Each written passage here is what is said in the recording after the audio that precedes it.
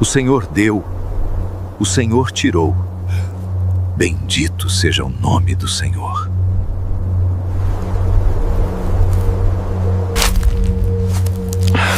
Em apenas um único dia, a vida de um homem mudou drasticamente. Jó perdeu toda a sua riqueza. Seus filhos morreram e até sua saúde lhe foi tirada.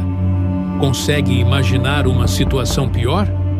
Mas é aí que entra o ponto mais surpreendente. Em vez de se revoltar contra Deus, Jó se ajoelhou e adorou. Sim, adorou. Parece loucura, não é? Mas essa não é apenas uma antiga narrativa bíblica. É uma história com um segredo poderoso, capaz de transformar a forma como você lida com os desafios da vida. Você quer descobrir esse segredo? Então venha comigo. Ao final deste vídeo, prometo que você vai enxergar suas lutas com outros olhos. Vamos juntos desvendar a história de Jó, o homem que se tornou símbolo de fé em meio à dor. Antes de mergulharmos na parte mais intensa da história, precisamos entender quem era esse homem. Logo no início do livro, a Bíblia nos apresenta Jó como alguém muito especial. Havia um homem na terra de Uz, cujo nome era Jó, homem íntegro, reto, temente a Deus e que se desviava do mal. Ou seja, Jó era conhecido por sua retidão e temor sincero ao Senhor. Mas ele não era apenas um homem piedoso, era também extremamente próspero. Segundo a Escritura, ele possuía 7.000 ovelhas, 3.000 camelos, 500 juntas de bois, 500 jumentas, além de muitos servos. Na linguagem de hoje, seria o equivalente a um milionário. E sua vida familiar era igualmente abençoada. Jó tinha 7 filhos e 3 filhas, e a relação entre eles era harmoniosa. Eles frequentemente celebravam juntos, realizando banquetes em família. E após cada festa, Jó se levantava de madrugada e oferecia sacrifícios a Deus por cada um deles, apenas por precaução, caso tivessem pecado em pensamento ou atitude. Jó parecia ter tudo: riqueza, saúde, uma família feliz, o respeito da comunidade. Aparentemente, nada poderia abalar sua estabilidade. Mas o que ele não sabia é que uma reviravolta estava prestes a acontecer. Em certo dia, os filhos de Deus se apresentaram diante do Senhor, e entre eles estava Satanás. Esse momento solene era de prestação de contas, mas naquela ocasião havia algo diferente. Deus, conhecendo o que havia no coração do acusador, perguntou diretamente: "De onde vens?" E Satanás respondeu com indiferença: "De rodear a terra e passear por ela." Era como se ele dissesse: "Estou observando, buscando a quem possa derrubar." Então o Senhor disse: "Observaste o meu servo Jó, homem íntegro, reto, temente a Deus e que se desvia do mal." Deus exaltava a fidelidade de Jó como um exemplo de verdadeira devoção. Mas Satanás lançou um desafio ousado. "Porventura teme Jó a Deus de forma desinteressada? Não o cercaste com proteção, a ele, a sua casa e a tudo o que tem? Abençoaste o trabalho das mãos dele, e seus bens se multiplicaram." E então o acusador lançou sua proposta: "Toca em tudo o que ele possui, e verás se não blasfema contra ti." Deus, confiante na integridade de Jó, respondeu: "Tudo quanto ele tem está em teu poder. Somente contra ele não estendas a tua mão." A partir daquele momento, o inimigo saiu da presença do Senhor, decidido a provar que a fé de Jó dependia das bênçãos materiais. Mas essa não era apenas uma conversa entre Deus e o diabo. Era o início de uma batalha espiritual invisível. Uma batalha pela alma de um homem que, sem saber, se tornaria símbolo eterno de perseverança. Tudo começou num dia comum. Talvez Jó estivesse em casa, refletindo sobre suas responsabilidades, como pai e servo de Deus, quando um servo entrou apressado, com o rosto pálido e assustado. Os bois estavam arando e as jumentas pastavam por perto, quando os sabeus atacaram, levaram os animais e mataram os servos. Só eu escapei para lhe contar. Antes mesmo que Jó pudesse assimilar essa notícia, outro mensageiro surgiu. Fogo de Deus caiu do céu e queimou as ovelhas e os servos. Todos morreram, apenas eu escapei. A dor era crescente. Em seguida, um terceiro homem chegou, ofegante e com olhos arregalados. Os caldeus formaram 3 grupos e atacaram os camelos, mataram os servos à espada e levaram os animais. Eu fui o único que escapou. Jó já havia perdido quase tudo que possuía materialmente, mas o golpe mais cruel ainda estava por vir. Um quarto mensageiro entrou, visivelmente abalado, e disse com a voz embargada: seus filhos e filhas estavam banqueteando na casa do irmão mais velho. Então veio um vento forte do deserto, atingiu os 4 cantos da casa. Ela desabou sobre eles. Todos morreram. Só eu escapei para lhe contar. 4 notícias, uma após a outra. Em minutos, Jó perdeu tudo: seus bens, seus servos, seus animais e seus 10 filhos. A dor era indescritível. Nenhum pai está preparado para enterrar seus filhos. Mas a reação de Jó diante de tamanha tragédia foi surpreendente e profundamente reverente. A Escritura nos diz: então Jó se levantou, rasgou seu manto, raspou a cabeça, prostrou-se com o rosto em terra e adorou. E declarou com voz firme: nu saí do ventre da minha mãe, e nu tornarei para lá. O Senhor deu e o Senhor tirou. Bendito seja o nome do Senhor. Mesmo em meio à dor mais aguda, Jó não pecou, nem lançou culpa sobre Deus. Ele permaneceu firme, reconhecendo que tudo o que possuía havia sido dado por Deus, e que, mesmo na perda, o Senhor ainda era digno de adoração. Um segundo encontro no céu aconteceu. Mais uma vez, os filhos de Deus se apresentaram diante do Senhor, e entre eles, lá estava Satanás. A cena era semelhante à anterior, mas havia algo diferente. Jó já havia sido provado. Ele havia perdido tudo e, mesmo assim, permaneceu fiel. O Senhor então perguntou a Satanás: de onde vens?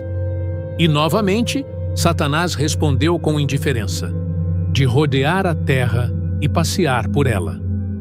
Deus, conhecendo o coração de Jó, voltou a exaltar sua integridade. Observaste o meu servo Jó? Homem íntegro e reto, que teme a Deus e se desvia do mal, e ainda conserva a sua integridade, apesar de tudo o que permiti que lhe acontecesse, sem motivo. Mesmo depois de toda a dor, Jó não blasfemou, mas Satanás, insistente, lançou um novo desafio. Pele por pele, tudo o que o homem tem dará por sua vida. Estende, pois, a tua mão, toca-lhe nos ossos e na carne, e verás se não blasfema contra ti na tua face. Deus, mais uma vez confiando na fé inabalável de seu servo, disse: eis que ele está em teu poder, somente poupa-lhe a vida. Com a permissão divina, Satanás se retirou, determinado a ir além das perdas materiais. Agora, ele tocaria diretamente a saúde de Jó. A aflição veio com força. Jó foi atingido por feridas dolorosas que cobriam seu corpo dos pés à cabeça. A dor era insuportável. Um homem que antes era saudável e respeitado, agora se encontrava sentado em cinzas, raspando-se com um pedaço de cerâmica para tentar aliviar a agonia, uma imagem de total humilhação e sofrimento. Mas as feridas físicas eram apenas parte da dor. Jó já havia perdido tudo: filhos, bens, prestígio, e agora sua saúde também estava comprometida. E nesse momento de profunda angústia, a dor emocional veio de quem menos se esperava. Sua esposa, também dilacerada pelas perdas, aproximou-se e disse: Ainda conservas a tua integridade? Amaldiçoa a Deus e morre. Para ela, a morte talvez parecesse uma saída para tanto sofrimento. Ela não falava por maldade, mas por desespero. Era o grito de alguém que não conseguia compreender como seu marido ainda podia manter a fé diante de tanta tragédia. Mas Jó, mesmo coberto de feridas, mesmo destruído por dentro e por fora, respondeu com sabedoria: Falas como uma doida. Receberemos de Deus o bem e não receberemos também o mal? A resposta de Jó revela a profundidade de sua fé. Ele compreendia que não poderia amar a Deus apenas nos dias bons. Sua confiança ia além das circunstâncias. Jó não pecou com os lábios, nem blasfemou. Manteve sua integridade, mesmo quando tudo o mais lhe fora tirado. Sua vida se tornava, mais uma vez, um testemunho poderoso de uma fé que não depende de bênçãos, mas da certeza de quem Deus é.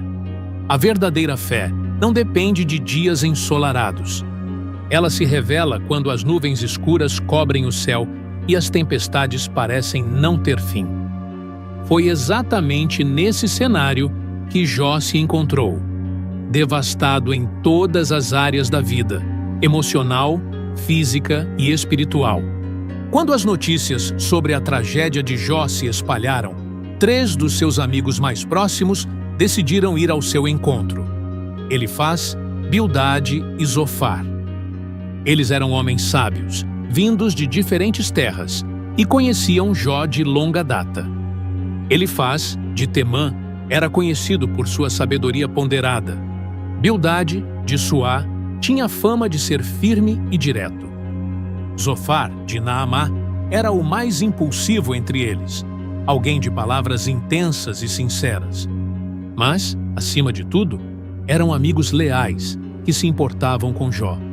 Quando se aproximaram da casa, a cena que presenciaram os deixou sem chão. Jó, coberto de chagas, sentado em cinzas, era irreconhecível. O choque foi tão grande que eles rasgaram as próprias roupas, um sinal de profundo lamento, e lançaram pó sobre suas cabeças em sinal de dor e solidariedade. Então, sentaram-se ao seu lado, em silêncio. Durante 7 dias e 7 noites, nenhum deles disse uma só palavra. Eles estavam ali não como conselheiros, mas como verdadeiros amigos. O sofrimento de Jó era tão intenso que não havia palavras humanas capazes de expressar consolo. Naquele silêncio, eles compartilhavam da dor do amigo. Foi um gesto poderoso, uma lição de empatia que muitos esquecem. Às vezes, a presença é o maior consolo que se pode oferecer. Ao final de 7 dias, Jó quebrou o silêncio. Não com uma oração, nem com um pedido de ajuda, mas com um clamor angustiado. Ele amaldiçoou o dia do seu nascimento. Pereça o dia em que nasci e a noite em que se disse: nasceu um menino. Seu lamento era tão profundo que desejava nunca ter vindo ao mundo. Preferia que aquele dia tivesse sido envolto em trevas e jamais tivesse existido. Desejava que a noite em que foi concebido fosse esquecida, que nenhuma alegria tivesse sido pronunciada sobre ela. Em suas palavras, Jó expressava um desejo intenso de que a morte o tivesse alcançado ao nascer. Por que não morria ao sair do ventre? Assim, imaginava que estaria agora em paz, longe de tanta dor. A angústia dele era real, crua, sem filtros. Jó não fingia ser forte. Ele rasgava sua alma diante do vazio que sentia. Era o desabafo de um homem que havia perdido tudo, mergulhado numa dor que parecia insuportável, física, emocional e espiritual. Depois de 7 dias de silêncio, os amigos de Jó começaram a falar. Elifaz, Bildade e Zofar se sentiram impelidos a tentar explicar o sofrimento do amigo, cada um à sua maneira. baseando-se em suas próprias convicções, tradições e visões de mundo. O que começou como empatia silenciosa, logo se transformaria em longos discursos repletos de suposições, acusações veladas e tentativas humanas de decifrar o insondável. Elifaz, de Temã, foi o primeiro a se pronunciar. Com um tom de autoridade, mas também de preocupação, ele relembrou a Jó que, no passado, ele havia sido conselheiro para muitos, trazendo ânimo e instrução. Mas agora, era ele quem precisava de consolo. Em sua fala, Elifaz sugeriu que o sofrimento que Jó enfrentava era, de certa forma, consequência do pecado, e que Deus, ao permitir aquilo, estava apenas disciplinando como um pai corrige a quem ama. Ele mencionou até uma visão espiritual que tivera, na qual lhe foi revelado que nenhum ser humano é puro diante de Deus, insinuando que Jó, mesmo que justo aos olhos dos homens, ainda seria imperfeito diante do Senhor. Conselho de Elifaz: que Jó aceitasse aquele sofrimento como uma correção divina e buscasse a Deus, pois se fosse realmente justo, Deus o restauraria. Jó respondeu com um lamento carregado de dor. Ele descreveu sua tristeza como mais pesada do que a areia dos mares, um fardo emocional esmagador. Demonstrou frustração não apenas com sua dor, mas também com a insensibilidade dos amigos. Para ele, aquele tipo de explicação parecia mais um julgamento do que um consolo. Bildade, de Suá, tomou a palavra a seguir, e foi ainda mais duro. Sugeriu, de forma direta, que os filhos de Jó haviam morrido por seus próprios pecados. Insinuou que o sofrimento de Jó poderia ser o resultado de falhas ocultas, e que, se ele fosse puro e reto, Deus certamente restauraria sua sorte. Bildade apoiava-se fortemente na tradição e em uma visão de justiça imediata. Os justos prosperam, os ímpios caem. Para ele, essa era a lógica divina inquestionável. Jó, mais uma vez, respondeu reafirmando sua inocência. Expressou sua frustração com o que considerava uma injustiça aparente da parte de Deus. Dizia que desejava poder apresentar seu caso diante do Senhor, mas reconhecia a grandeza divina e sentia que nenhum ser humano poderia ser justo diante do Todo-Poderoso. Se quisesse disputar com ele, nem a 1000 poderia responder. Então veio Zofar de Naamá, o mais impetuoso dos 3. Com palavras duras, Zofar acusou Jó de falar demais, e ainda disse que Deus estava sendo até misericordioso, pois o castigo que ele merecia era ainda maior. Ele sugeriu que havia pecados escondidos na vida de Jó, e por isso ele precisava se arrepender com sinceridade. Zofar afirmou que se Jó se voltasse para Deus com pureza de coração, seu futuro seria brilhante e restaurado. Para ele, os caminhos de Deus eram tão profundos que não cabia ao homem questioná-los, apenas se submeter. A resposta de Jó aos 3 foi dura, mas honesta. Ele criticou os amigos por sua falta de empatia e compreensão, chamando seus discursos de ventos vazios e afirmando que suas palavras mais feriam do que ajudavam. Companheiros desprezíveis, são vós todos, porventura, acabar-se-á a sabedoria convosco?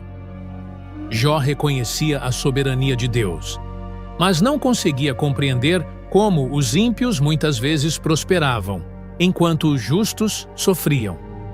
Mesmo em meio à confusão, ele mantinha sua confiança no caráter justo do Senhor, ainda que não compreendesse os caminhos dele. Jó manteve firme sua posição. Ele era inocente.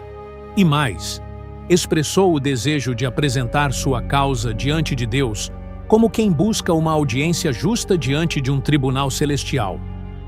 Seu clamor era por compreensão, não por compaixão humana, pois os amigos que vieram consolá-lo se tornaram acusadores. Elifaz voltou a falar, agora de forma mais severa. Acusou Jó de impiedade, e disse que suas palavras soavam vazias e perigosas. Afirmou que Jó estava minando o temor a Deus ao questionar a justiça divina. Reforçou sua crença de que o sofrimento é sempre consequência do pecado e que Deus castiga os ímpios. Elifaz descreveu de forma vívida as calamidades que aguardam os malfeitores, insinuando que Jó deveria refletir sobre seus próprios atos e buscar perdão. Para ele, a solução era simples: arrependimento e reconciliação com Deus. Jó respondeu com amargura, mas com lucidez. Chamou seus amigos de consoladores miseráveis e declarou que, se tivesse a oportunidade de se justificar diante de Deus, provaria sua integridade. Para ele, a crueldade dos amigos só aumentava sua dor. Bildade, por sua vez, manteve sua abordagem rígida. Disse que os ímpios sofrem destruição certa e que, se Jó estava em sofrimento, deveria aceitar que havia se desviado. Ele descreveu, com linguagem forte, o fim trágico dos que praticam o mal, sugerindo que a situação de Jó era compatível com esse destino. Bildade reafirmou que Deus é justo e que o mal sempre encontra sua paga, direta ou indiretamente. Jó, sentindo-se injustiçado por seus amigos, respondeu com profunda dor. Disse que se sentia abandonado por todos, inclusive por Deus. Descreveu a extensão de seu sofrimento, tanto físico quanto emocional, e a solidão que o cercava. E ainda assim, em meio à escuridão, Jó fez uma das declarações mais poderosas de fé em toda a Bíblia. Eu sei que o meu Redentor vive e que, por fim, se levantará sobre a terra. Essas palavras revelavam uma esperança inabalável, a certeza de que, mesmo sem respostas imediatas, Deus era justo e, no tempo certo, se manifestaria. Zofar, o mais impetuoso dos três, também retomou a palavra. Pintou um quadro sombrio do destino dos ímpios, afirmando que a destruição era inevitável para quem vive em pecado. Mais uma vez, ele implicou que Jó fazia parte desse grupo e que sua dor era reflexo direto de sua impiedade. Para Zofar, não havia espaço para dúvidas. Jó precisava se arrepender sinceramente. Jó, porém, respondeu com sabedoria. Questionou a visão simplista dos amigos, que viam o sofrimento apenas como castigo divino. Apontou para a realidade da vida. Muitos ímpios prosperam e vivem longos anos em paz, enquanto justos enfrentam tribulações. Esse fato, segundo Jó, demonstrava que a justiça de Deus não é totalmente revelada nesta vida.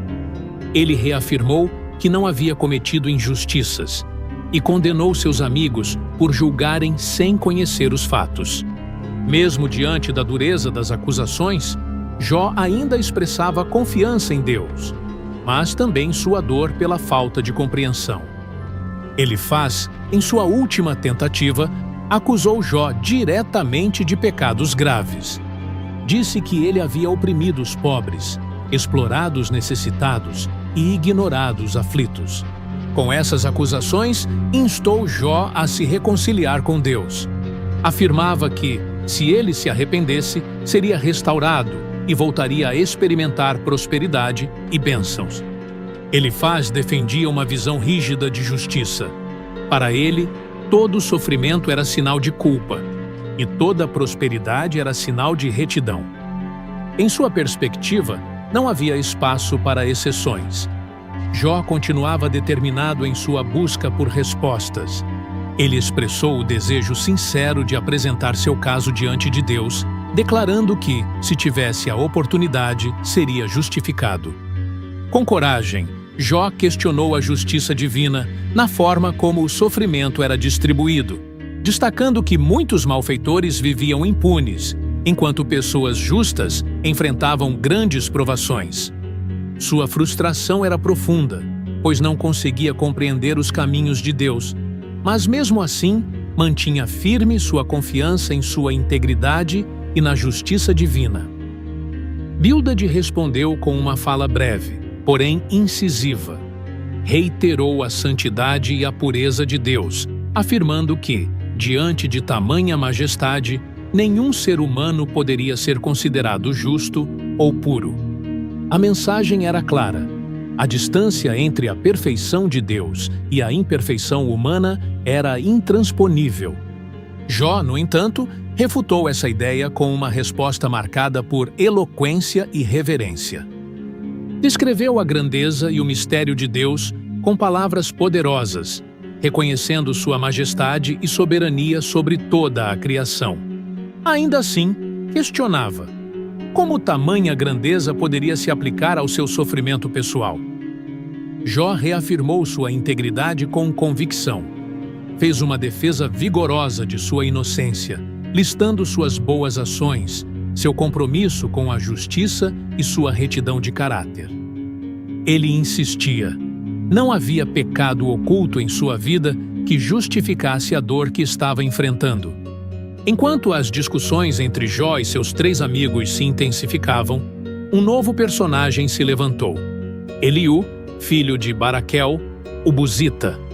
Até aquele momento, Eliú havia permanecido em silêncio, ouvindo atentamente os debates. Por ser jovem, respeitou a idade e a experiência dos demais. Mas, ao perceber que as palavras dos amigos de Jó não estavam trazendo consolo nem resposta, e que o próprio Jó se justificava em vez de exaltar a Deus, Eliú se encheu de indignação. Com o coração inflamado, decidiu falar. Iniciou seu discurso reconhecendo o valor da idade e da experiência, mas deixou claro que a verdadeira sabedoria vem de Deus e não está restrita aos anciãos. Eliú explicou que havia esperado pacientemente enquanto os outros falavam, mas agora se sentia compelido a compartilhar sua perspectiva. Em seu discurso, Eliú trouxe uma visão nova sobre o sofrimento. Afirmou que Deus é justo e que o sofrimento nem sempre é castigo. Pode ser um instrumento de correção, disciplina e instrução. Ele desafiou a ideia de que o sofrimento de Jó era prova de impiedade e sugeriu que Deus poderia estar usando a dor como um alerta ou como um meio de levar Jó a uma compreensão mais profunda da vida e da fé. Eliú enfatizou que Deus fala com as pessoas de muitas formas, inclusive por meio da aflição, e que, muitas vezes, os seres humanos não compreendem imediatamente o que ele está fazendo. Para Eliú, os caminhos do Senhor são insondáveis e sua justiça é perfeita. Deus nunca age de maneira errada, e sempre há um propósito maior por trás de tudo o que ele permite. Por isso, Eliú aconselhou Jó a não se concentrar em questionar a justiça divina, mas sim em aprender com o processo, permitindo que o sofrimento se tornasse uma oportunidade de crescimento espiritual. Ele continuou enfatizando a importância da humildade diante de Deus, reconhecendo a sua grandeza e poder soberano. Eliú encorajou Jó a se humilhar diante do Senhor e a aceitar que aquele momento difícil poderia estar sendo usado para purificá-lo e levá-lo a um novo nível de fé e intimidade com Deus. No encerramento de seu discurso, Eliú direcionou sua exortação tanto a Jó quanto aos seus amigos. Pediu que todos considerassem a grandeza e a justiça de Deus. Lembrou-lhes que o sofrimento pode conter propósitos ocultos e que, frequentemente, esses propósitos estão além da compreensão humana imediata. Depois de todos os discursos entre Jó e seus amigos, foi o próprio Deus quem respondeu. Sua voz veio do meio de um redemoinho, uma manifestação poderosa e majestosa que marcou um ponto de virada na história. Mas, ao contrário do que Jó esperava, Deus não lhe deu respostas diretas. Em vez disso, o desafiou a refletir sobre a grandeza do universo e a profundidade dos seus desígnios. Deus começou com uma pergunta cortante. Quem é este que obscurece o conselho com palavras sem conhecimento? E então o convidou. Agora, prepare-se como homem. Eu te perguntarei, e tu me ensinarás. A partir daí, Deus fez uma série de perguntas retóricas, expondo a limitação do entendimento humano diante da imensidão de sua criação. Onde estavas tu, quando eu lançava os fundamentos da terra? Dize-mo, se tens entendimento. Deus perguntou quem havia medido os limites da terra, estendido sobre ela o cordel, assentado sua pedra angular. Fez questionamentos sobre os céus, a luz, as estrelas, a neve, o granizo, os trovões e os mares. Ele mencionou a aurora, o curso das constelações e o controle sobre as chuvas e os relâmpagos. E então passou a falar dos animais. Porventura caçarás tu a presa para a leoa, ou saciarás a fome dos filhos dos leões? Descreveu a liberdade dos animais selvagens como o asno montês e o ibex, que vivem livres, fora do domínio humano. Deus falou do avestruz, que abandona seus ovos, mas corre com força surpreendente. Do cavalo de guerra, que enfrenta a batalha com coragem e vigor. Cada criatura era apresentada como uma evidência viva da sabedoria e soberania divina. Essas perguntas não eram para obter respostas, mas para revelar algo: a ordem, a sabedoria e o poder invisível que sustentam toda a criação.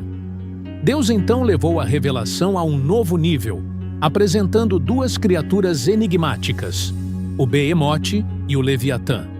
O Behemote é descrito como uma criatura colossal, imponente, criada por Deus com força que o ser humano não pode conter. Já o Leviatã, feroz e invencível, representa uma força tão terrível que ninguém ousa enfrentá-lo. Essas figuras simbólicas apontavam para realidades que fogem ao controle e à compreensão humana. Deus estava dizendo a Jó: você não compreende, nem pode controlar essas criaturas, quanto menos meus propósitos. A resposta de Deus impactou Jó profundamente. Ele se curvou, humilhado e transformado pela revelação. Então disse: bem sei eu que tudo podes, e nenhum dos teus planos pode ser frustrado. Jó reconheceu que havia falado sobre coisas que não compreendia. Na verdade, falei do que eu não entendia, coisas maravilhosas demais para mim, que eu não conhecia. Ele se lembrou das palavras de Deus. Escuta-me, pois, e eu falarei. Eu te perguntarei, e tu me responderás. E respondeu com arrependimento e reverência. Com os ouvidos eu ouvira falar de ti, mas agora os meus olhos te veem.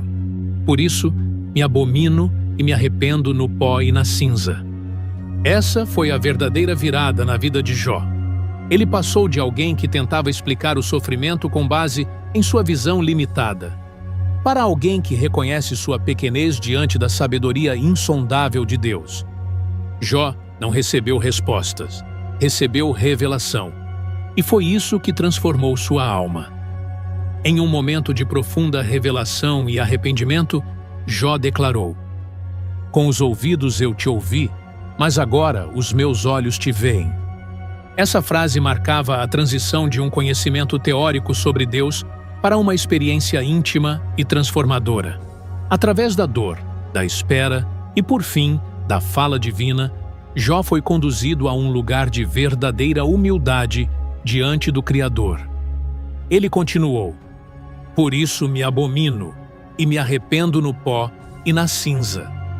Na cultura da época, o pó e a cinza simbolizavam luto, quebrantamento e arrependimento. Jó reconhecia que havia falado precipitadamente sobre coisas que estavam muito além de sua compreensão. Não era apenas um lamento pelo sofrimento, era um reconhecimento sincero de sua limitação diante da grandeza e sabedoria de Deus. Esse momento de arrependimento foi o verdadeiro ponto de virada na vida de Jó. Após tantos dias de angústia, dúvidas e acusações, ele agora encontrava uma nova profundidade de fé, confiança e submissão. Mesmo sem entender todos os caminhos de Deus, Jó aprendeu que podia confiar plenamente em sua justiça e soberania. Após isso, Deus virou-se para os amigos de Jó. repreendeu Elifaz, o temanita, junto com Bildade e Zofar, por não terem falado corretamente a seu respeito. A minha ira se acendeu contra ti e contra os teus 2 amigos, porque não falastes de mim o que era reto, como o meu servo Jó. Essa repreensão divina destacou algo poderoso. Mesmo com seus lamentos, dúvidas e protestos, Jó manteve uma integridade essencial. Ele foi honesto diante de Deus. Já seus amigos, mesmo com palavras teologicamente organizadas, falaram com arrogância, julgando e acusando sem conhecer os desígnios divinos.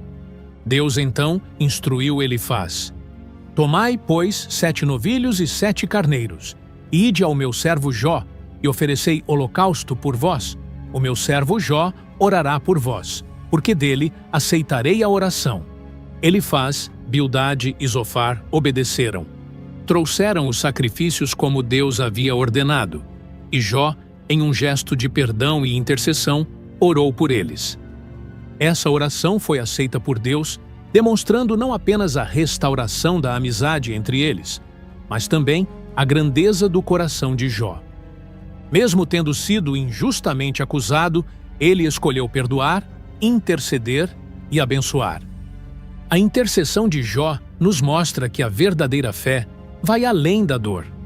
Ela transforma o caráter e ensina a amar até aqueles que nos feriram.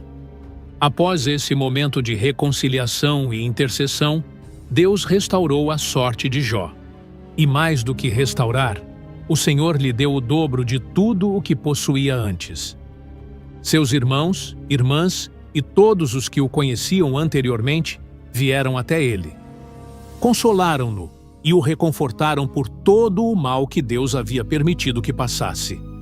Cada um lhe ofereceu uma moeda de prata e um anel de ouro, como sinal de honra e celebração por sua restauração. A bênção de Deus foi abundante. Jó recebeu de volta seus bens em dobro: 14.000 ovelhas, 6.000 camelos, 1.000 juntas de bois e 1.000 jumentas. E Deus também lhe deu novamente filhos e filhas.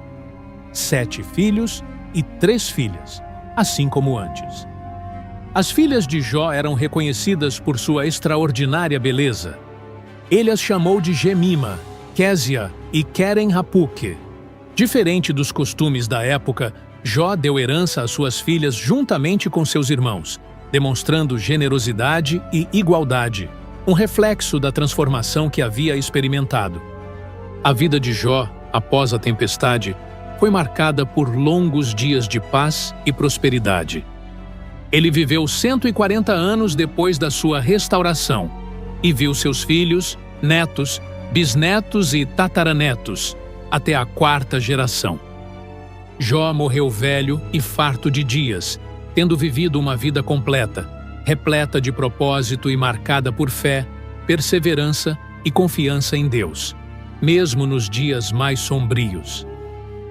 Mesmo sem entender os motivos da dor, Jó escolheu confiar. Sua fé não se baseava nas bênçãos, mas no caráter de Deus. A história de Jó nos ensina que o sofrimento não é o fim, é o início de algo mais profundo. Deus não deu a ele todas as respostas, mas deu algo muito maior: sua presença, sua voz, sua revelação. Talvez hoje você esteja vivendo suas próprias provações, mas assim como Jó, você também pode encontrar força, consolo e esperança. Não porque tudo faz sentido, mas porque Deus permanece fiel mesmo no silêncio. O segredo de Jó é esse: quando não entendemos o porquê, podemos confiar no quem, e esse quem é um Deus justo, presente e cheio de misericórdia. Se essa história falou com você, inscreva-se no canal e ative o sininho. Aqui, cada episódio te aproxima mais da palavra e do Deus que transforma. Que sua fé cresça, mesmo nas tempestades.